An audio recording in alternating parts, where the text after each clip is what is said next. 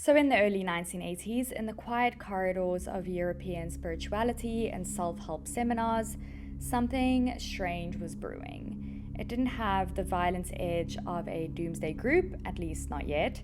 It looked polished, refined, and almost elite. At the center of it were two men, Luc Jarret, a Belgian born homeopathic doctor, and Joseph de Mambro, a soft spoken but deeply controlling mystic from France. The two met in the shadows of various secret societies that they had joined at the same time and esoteric groups. Both were drawn to ancient knowledge, lost rituals, and most importantly, power over people. Luc was the face. He was handsome, charismatic, and an excellent speaker. He talked about the stars, cosmic rebirth, a decline of modern values, all the things that we want to hear, and he captivated rooms full of people. De Mambro was a little bit different. He was a little bit different to Luc. He stayed in the background, weaving a far more sinister narrative, one where he wasn't just a spiritual guide, he was actually the chosen one. He claimed to be in direct contact with the masters of the White Lodge, which you'll find more about later, a mysterious council of otherworldly beings guiding humanity towards spiritual evolution. Together they founded the Order of the Solar Temple, and if you're wondering what that is, yes, it is a cult. In 1984 it was founded, and it was known to blend New Age beliefs and the myth of the Knights Templar. To outsiders, the group appeared pretty harmless. It was just a group of people who believed in some interesting things, and they just kind of seemed like they were enlightened. Members were mostly professionals and pretty smart people. Some of them were doctors, some of them were architects, musicians, scientists, etc. People who, despite their success, just felt that there was something missing in their life, something bigger perhaps. And the Order of the Solar Temple promised light, it promised harmony, it promised a way out of the material chaos of the modern world that we're all trying to get away from. And it wasn't entirely a lie, at least not at first. But behind the golden robes and the candlelit ceremonies, things were beginning to twist. So de Mambro carefully positioned himself as more than a man. He actually staged some phony miracles like fake apparitions using hidden projectors. He claimed that his own daughter had been immaculately conceived from, not the way that people are conceived. And he actually convinced members that he alone could interpret the will of the divine. And Jarret, he fed it all to the public, mixing spiritual teachings with ecological warnings, conspiracy theories, and a fear of a coming apocalypse, like we have seen many cults have. Everyone is scared of the apocalypse.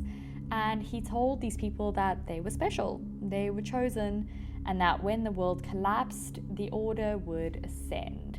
By ascend, I mean quite literally rise up into the sky to a higher realm of existence near the star Sirius.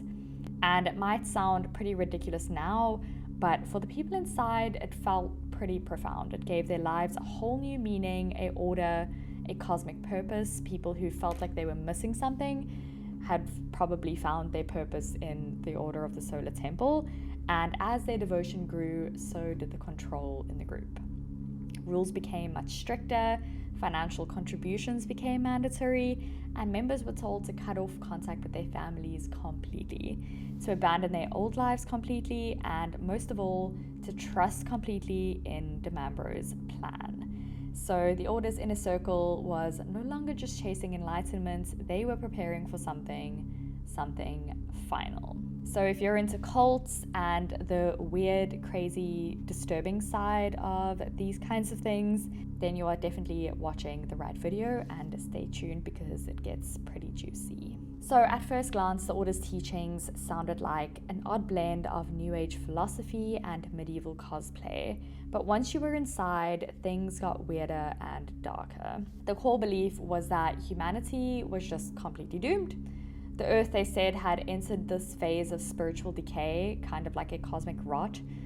Technology, greed, and war had thrown nature completely out of balance, and the only way out was to transcend, not metaphorical, but literal. How, you ask? By preparing for a transit to a higher dimension, one orbiting the star Sirius, like I said earlier, And yes, I mean Sirius, the brightest star in our sky that you can most likely see if it is nighttime right now. The order taught that the soul didn't die, it reincarnated, but only the enlightened could choose where to go next after their soul had died.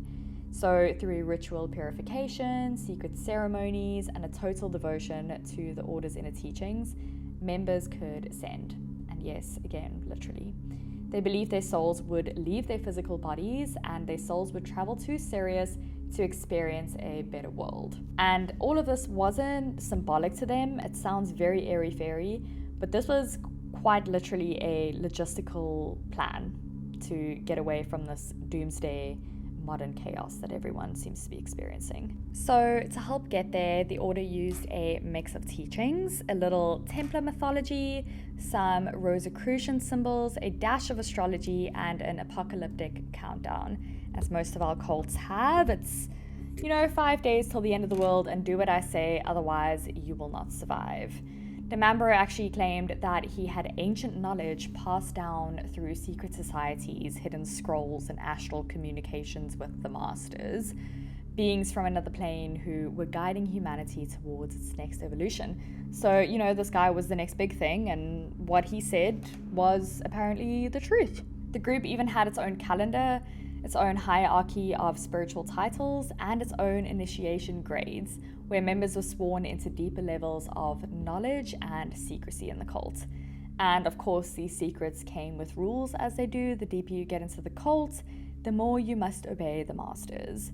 So members were completely forbidden from questioning the leadership, forbidden from having children without permission, forbidden from speaking about inner teachings to outsiders. They were told that if they disobeyed, their spiritual vibration would become tainted and they would be left behind when their transit came to, yes, ascend to the star Sirius.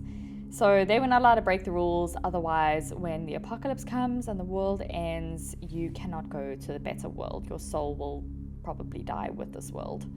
So they of course obeyed.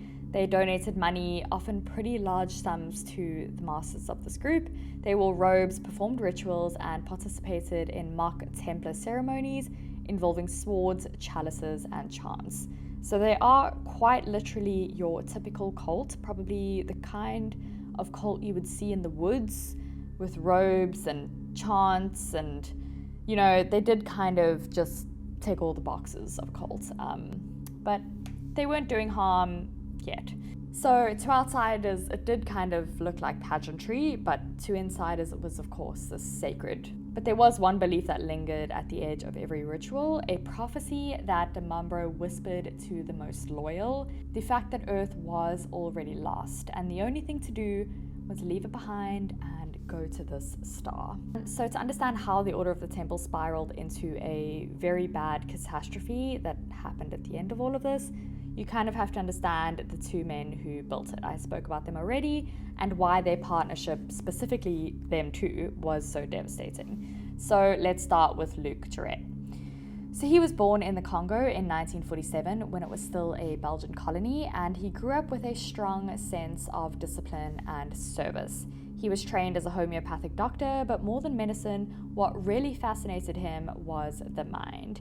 He was deeply spiritual, but not in a casual way. He believed in energy, ancient wisdom, lost civilizations, the power of the soul, and most of all, that modern society had lost its way, which is, of course, the core belief of the order.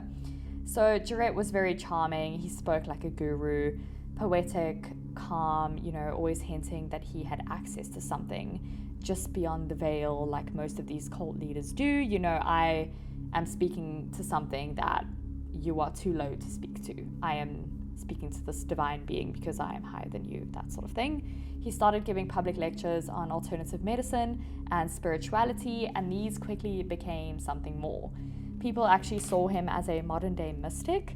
He gave them answers, and he gave their life a sort of meaning. But the answers didn't come from him. They came from Joseph Demambro, his a little bit more quiet partner. Demambro was the exact opposite. He was older, he was a recluse, and he was pretty cold-hearted. He was born in 1924 in southern France, and had dabbled in multiple esoteric and occult groups before starting his own spiritual circles. So this man knew what he was doing at the beginning of this. He studied, and I'm going to try to say this properly, but apologies if I don't, Rosicrucianism, a movement obsessed with hidden knowledge and symbolic enlightenment. But Demambro wasn't quite satisfied with symbolism. He wanted control, all of it. He wanted all the control. In Jarrett, he saw a mouthpiece, and in Demambro, Jarrett saw a mystic genius, so they were, of course, the perfect pair that now became friends. The two created the Order of the Solar Temple together, not just as a church for people to, basically worship them and worship this meaning that they were putting into their lives, but as a stage with sacred drama, coded rituals, and levels of secrecy that made every new member feel like they were ascending into truth. I mean, if you are joining a group and, I don't know, every week you can ascend into this new level of secrecy, I'd be pretty curious about what this next level of secrecy entails, because I don't know what people who have been there for a year know, but I want to know what they know. So these people quickly ascended into all of these different levels and a lot more secrecy. And the truth was that Demambro was writing the entire script. He didn't just run the order, he engineered the entire belief. He actually rigged rooms with hidden lights and speakers to simulate these divine presences that he was, speaking to and make people believe that they were speaking to them. He declared that his daughter, Emmanuel, was the product of an immaculate conception, sent to earth as a holy child. Behind closed doors, he lived in luxury, funded by member donations. Like I said earlier, people donated all their money to this church, while portraying himself as this holy vessel. And the deeper people went into the order, the more they gave up of their life and of themselves, their time, their money, their families. Some were told to just completely abandon their children, which they actually did, tragically. Others were even told not to have children at all, unless the stars said that it was allowed to. So these people were completely being run by these two men. One couple defied that rule and actually ended up having a baby girl while they were part of the order, and this baby girl's name was Christina. Demambro allegedly believed that she was a threat to his daughter, Emmanuel, the Holy Child, his daughter's divine role, a false messiah. So he actually ordered this child to be killed. She was just 3 months old. Her death was quiet, almost invisible, but it was a signal. Dissent wouldn't be punished, it would be completely erased. And this is where things get dark. Meanwhile, Jarrett was still doing public speaking tours and seminars. He began to spiral. His messages grew a lot darker, a lot more apocalyptic, and he warned that the world was collapsing under corruption, pollution, and spiritual emptiness, that a great purification was coming, and that only the Solar Temple had the blueprint to survive this. So by the early 1990s, both men were paranoid. Demambro believed that the outside world was closing in. He began creating these long lists of members who were spiritually ready to ascend to the star, and others who kind of needed a bit more help getting to this point. And behind the scenes, he designed this ultimate ritual for people who wanted to ascend, and it was called the Transit, a mass spiritual journey to the star Sirius. And it would be cloaked in ceremony. It was full of fire, robes, all the culty things. He believed that death wasn't an end, it was a transfer of consciousness. Your consciousness in your body on Earth would travel to Sirius, where a better world awaited. It was a release from the physical completely. But here's the catch, is not everyone knew about his plan and exactly what it entailed, and the fact that it was a transfer of consciousness. And, if you think about it, unfortunately, for your consciousness to transfer, it's pretty clear that your physical body must die. And unfortunately, not everyone knew that they were about to die. They didn't know what they were getting themselves into. So some did know, and they actually agreed to it willingly, thinking that they were being reborn into this new realm. But others were lied to, and very awful things were done to these people that were lied to. And it was all part of Demambro's plan The transit, he told his inner circle, was not suicide, it was merely a departure. But what it actually was slaughter and mass death. And it all began on a cold October night with fire. So on October 5th of 1994, in a small, peaceful Swiss village called Sherry, firefighters were called to a farmhouse on the edge of town. Nothing about the call seemed unusual, it was just a lot of smoke and a situation that they needed to handle. But once they stepped inside, they found something far worse than just fire damage. Inside a barn connected to the house were 23 bodies. Many were dressed in ceremonial robes, red, gold, and white. Several had plastic bags tied over their heads. Some had been shot. Others were drugged. The bodies were carefully arranged. Some stacked, others laid out like pieces in a ritual. It wasn't random. It looked completely planned and kind of like a performance. Beneath the farmhouse, investigators found a hidden chamber, a ritual room, and the floor was painted with esoteric symbols, including the solar cross of the Order of the Solar Temple. Mirrors lined the walls, wax from melted candles clung to strange altars, and in the center was a large wooden sunburst. This wasn't just a death scene, it became quite apparent that it was a sacred space and that something terrible and something definitely planned had happened there. This was no accident. Later that day, 150 kilometers away, another fire erupted. This time it was in Granger-sur-Solven, a luxury ski town. The fire destroyed a series of chalets used by the order, and when authorities entered, they found another 25 bodies. And again, robes, symbols, candles, all of the same things, but this time the bodies were laid in a circle, kind of forming a pattern like a radiant sun. Some had gunshot wounds, others appeared to have died in their sleep somehow. And among them were the two founders, Luc Jouret and Joseph de Mambre. Jouret, the public face of the order, had died by gunshot, possibly self-inflicted, they think, and de Mambre was found nearby along with his wife and his daughter Emmanuelle, the so-called divine child. She had actually been poisoned. De Mambre, according to those closest to him, believed that she was too pure for the earth and that she had to return to the stars before the world corrupted her. So all of the buildings were rigged with some sort of timed devices. So these weren't spontaneous suicides, it was completely planned to the minute. And these devices were just coordinated exits designed to destroy evidence and to resemble a kind of ceremonial cremation. To the order, this wasn't the end of life, of course, it was just the beginning of their transit to Sirius, and they were now beginning their journey. But the horror, unfortunately, still didn't stop there. Thousands of kilometers away in Morin Heights in Quebec, a similar scene was unfolding. A fire had consumed a small home, leaving 5 people dead, all members again of the Solar Temple. Among them were Tony and Nikki Dutoit, a couple who had once held high positions in the group. They had actually recently cut ties with de Mambre. They had moved to Canada to just start over and start a new life. And they had a newborn baby girl, Christina. And this was the girl that was the threat to Emmanuelle, de Mambre's daughter. So de Mambre actually ordered to have all of them killed, and this baby was just 3 months old, so that's what happened. All 3 were murdered by de Mambre and under his order. Tony and Nikki were stabbed multiple times, and Christina, who I said was just 3 months old, had been stabbed 6 times with a wooden stake. So completely brutal murders. Investigators would obviously later learn that de Mambre believed she was the Antichrist and a threat to his daughter, and he thought that her birth threatened this cosmic role that his daughter was playing. And so from across the ocean, he ordered her death as well as her parents' death. The people who carried it out were followers of the Solar Temple.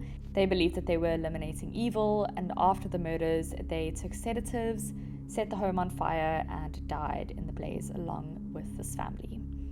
In just one day, across 2 continents, 48 people were completely dead. Most were killed, some took their own life, and all of it was just cloaked in ritual, symbols, fire, and messages about rebirth, light, and this transit. Then, more than a year later, it happened again.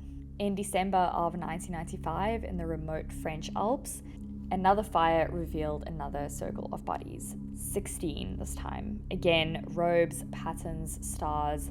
Some of the victims had gunshot wounds, others had clearly been drugged. So I'm guessing the people that weren't quite ready to give up their life to do this transit were just killed and kind of forced to do it. And this time they were arranged in a ceremonial fashion, and they included pretty respected professionals, people with families, mortgages, careers, people who had simply vanished from their old lives, and friends and relatives had no idea that these people were even in a cult to begin with. But they weren't just in it, they were, of course, sacrificed to it. And then in 1997, what's known as the final known act occurred. So in Saint-Casimir, Quebec, 5 more members of the Solar Temple died in a fire. This time they left behind letters and videos saying they were departing this world because it had just become too corrupt.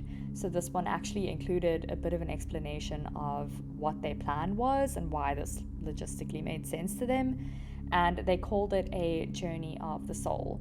But 3 of the dead were actually young teenagers. Their bodies showed signs of drugging. Police believe that they were murdered and it wasn't by choice.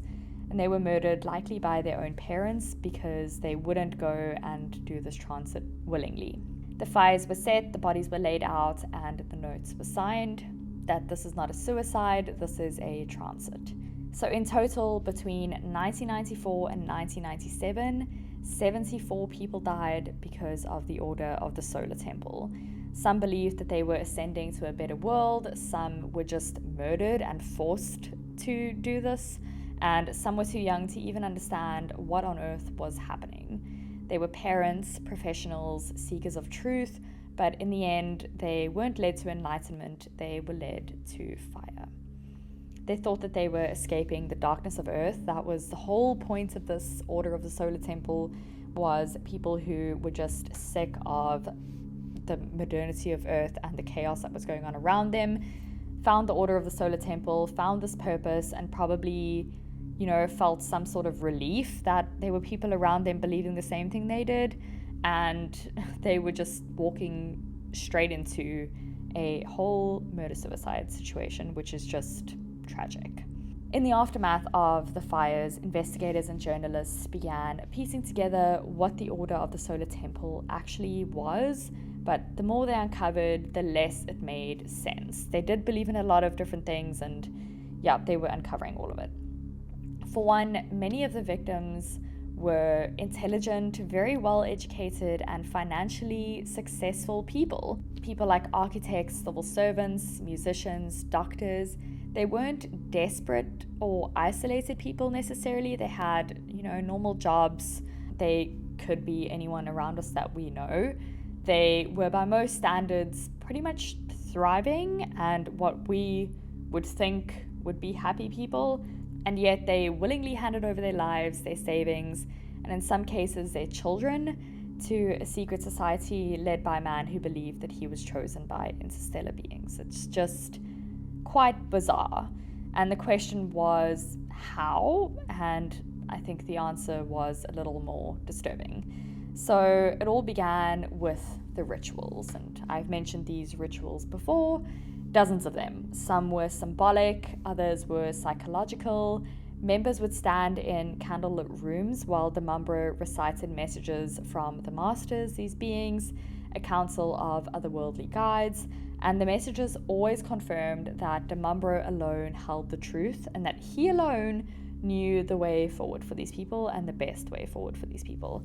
But the miracles, they of course weren't real. He staged them completely. In some rituals, members were told their spirit would appear in the room to bless their initiation. Right on cue, a glowing orb or ghostly figure would materialize behind a curtain, and this was of course all staged. No miracles were happening in this room. And what the members didn't know was that it was just being projected from a hidden device, and the voices heard were pre-recorded tapes that were playing behind the walls. So This man was just completely fooling all of these people, which is just awful because he didn't even believe in himself. He knew exactly what he was doing. It was all a show, and when people believed the show was divine, it became very real to them. Demumber also controlled who had children, claiming the stars or the masters would determine who was spiritually ready for this gift of having a child. And I mentioned before, the couple who actually had a child without the masters saying they were ready were literally murdered. And then there was the money. Documents uncovered after the fires revealed that Demumber had amassed millions of francs through donations from these people. Members were asked, and in some cases pressured, to sell homes, liquidate assets, retirement accounts, and sign over anything that they had to the Order of the Solar Temple. Much of that money disappeared into very secret accounts, and only fragments of it were recovered after all the fires. Demumber lived in luxury, however. He was not short of money, and he used these people's money, and they gave up their lives for this place, and he used their money to live a wonderful, luxurious life. He drove expensive cars, he wore tailored suits, he vacationed in very luxurious hotels, all while his followers were being told to prepare for a cosmic escape from a corrupt world. It became clear that the Order wasn't just a spiritual group. It was a hierarchical system of exploitation built on lies, isolation, and the slow erosion of personal freedom. And yet, after all of these mass deaths, there were still whispers that not everyone who joined the group was dead. In the late 1990s, reports surfaced of surviving members living quietly in Europe and Canada, as to not have any of these people discover them because they might literally be murdered. Some still believed in the transit, some still claimed to receive messages from the masters. At least one small offshoot group was discovered in the early 2000s conducting quiet rituals in the Swiss Alps. And to this day, no one knows how many members truly walked away, but a lot of them did sadly not walk away. Some believe that the ideology still survives underground, hidden, kind of waiting for a new leader, since the original two, of course, died in the fires. One of the most disturbing questions that investigators faced was this: how many of the victims actually wanted to die and wanted to do this transit willingly? Letters that were left behind suggested that some did, that they saw death not as an end but as this kind of promotion. But toxicology reports told a much darker story. Some of these people were drugged completely unwillingly, without knowing and without any kind of consent. Others were shot in the back of the head. In one case, a child had been sedated, bound, and left in the fire. So lots of people had died without consent. I'm assuming they were killed this way because the leaders didn't want information getting to the outsiders of what these people were planning in this transit. So yeah, this wasn't just a mass suicide, it was actually a mass execution if you think about it, wrapped in rituals and complete lies that sadly these people believed. So in the years after the final deaths in 1997, there was a general assumption that the Order of the Solar Temple had been completely extinguished and none of it was left, that the fire had consumed not just the people but the movement itself. But that's not what happened, unfortunately. Survivors of the group, people who had left before the transits or escaped after growing pretty suspicious of everything that was going on, quietly re-entered society, and these were, of course, some of the survivors. Some of them actually spoke to the press, most of them didn't. But a few wrote books or gave interviews, many vanished into normal life, still holding on to pieces of the teachings that they once believed. So a Canadian report from 2006 found that small clusters of former members were still gathering in private homes to discuss spiritual teachings and sounded very familiar about reincarnation, the Sas Sirius, and the coming purification of Earth. They weren't using the Order's name anymore though, but the ideas and the teachings were very much still alive and being spoken about amongst these people who had walked away.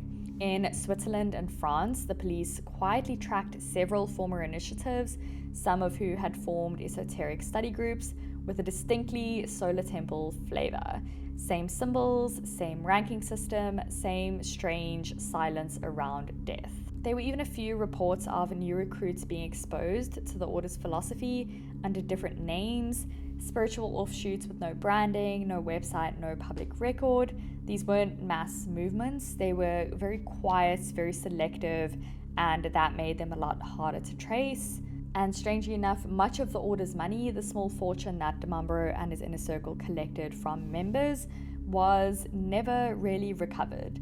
Millions of francs moved through Swiss and Canadian accounts, but most of it vanished before the first fire ever started. No one really knows where that money went.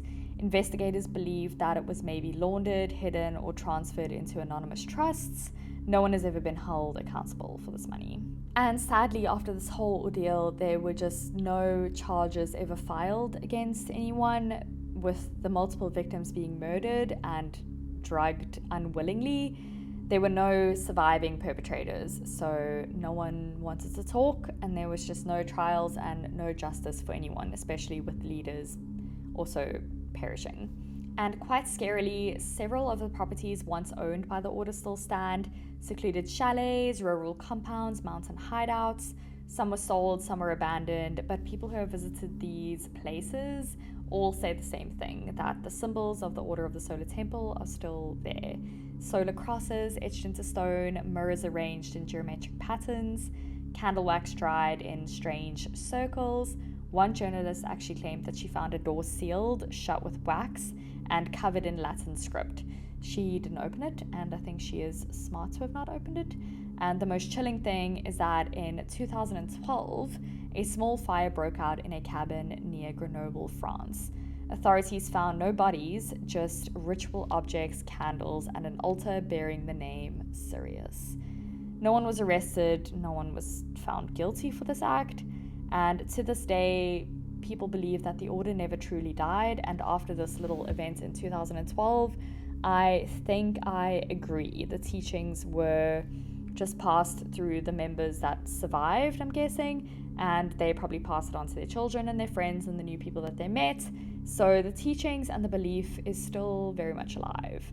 What happened in the Order of the Solar Temple wasn't just a result of one bad decision. It was a very slow, systematic breakdown of critical thinking, fueled by secrecy, isolation, and manipulation from people who claimed to offer answers to these people. The order wrapped its beliefs in symbols, rituals, and references to ancient knowledge. To outsiders, it looked very strange, but those inside felt very purposeful, and it probably became like their life, and they were willing to do anything for the Order of the Solar Temple, even unalive themselves, unfortunately. And that's part of what makes stories like these so unsettling, because they don't always begin with these very extreme ideas. They begin with small doubts, questions about the world, and someone just offering a clear but very ultimately harmful explanation to why people are feeling this way. The Order of the Solar Temple left behind 74 deaths, multiple investigations, and lingering questions. And that is the very, very tragic story of the Order of the Solar Temple, a mass suicide, mass death, mass execution cult, whatever you want to call it, where lots of people tragically lost their lives because of this belief. If you are still here, thank you so much for watching this video. If you enjoy this kind of content, don't forget to hit like, and I will be making more videos like this. So if you enjoy this, don't forget to subscribe, and I will see you in next week's video. Thank you so much for watching.